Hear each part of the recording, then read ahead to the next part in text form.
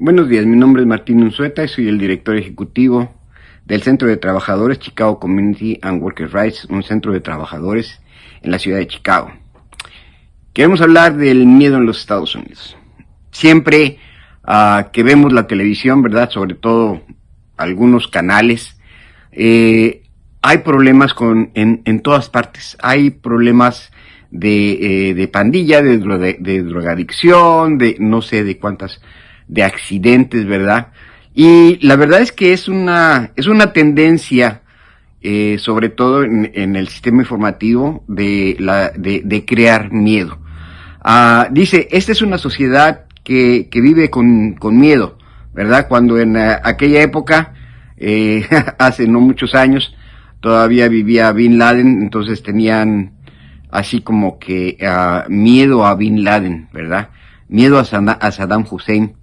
Aún después de muerto todavía tienen miedo, ¿verdad? Temor a la enfermedad, temor al comunismo, todo el mundo tiene miedo al comunismo aquí. A los árabes, a los negros, temor a los mexicanos. Todo tienen miedo desde fuera o también crean condiciones para tener miedo desde dentro.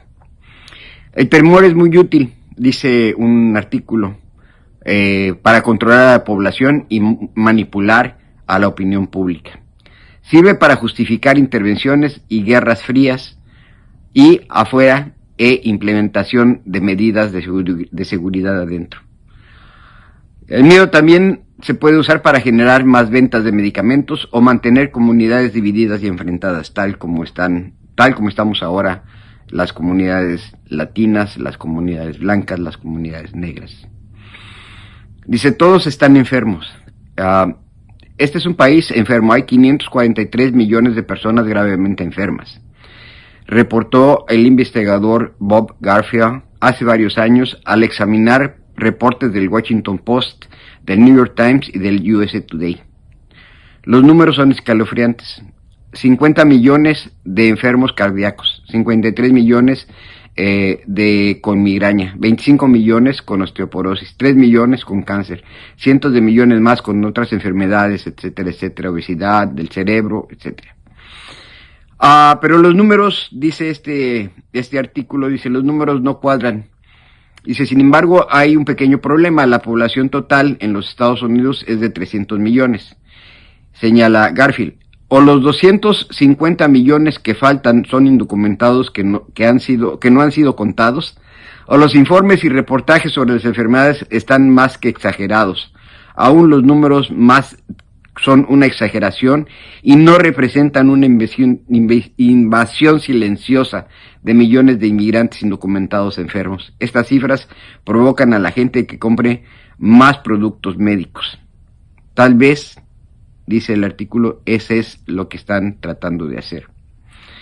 ¿Cómo se presenta a través de los medios? Los temores a todo son un favor clave para mantener el clima de miedo permanente. Barry Lesser, autor del libro Cultura del Miedo, reporta que se han registrado una reducción del 20% de los crímenes en las zonas urbanas del país, pero que al mismo tiempo se han incrementado un 60% la cobertura de crimen como en los noticieros de televisión locales. Esto provoca una sensación indica de que uno vive con una inseguridad constante, pero gran parte de la población vive en una relativa seguridad. Comparada con otras partes del mundo, además de mucho más frecuentemente de lo que en realidad se registra, hay un énfasis en los crímenes cometidos por negros cuando ellos son víctimas de más crímenes que los blancos. Ese es el problema, ¿verdad? Porque dice, el miedo vende noticias y también vende más miedo.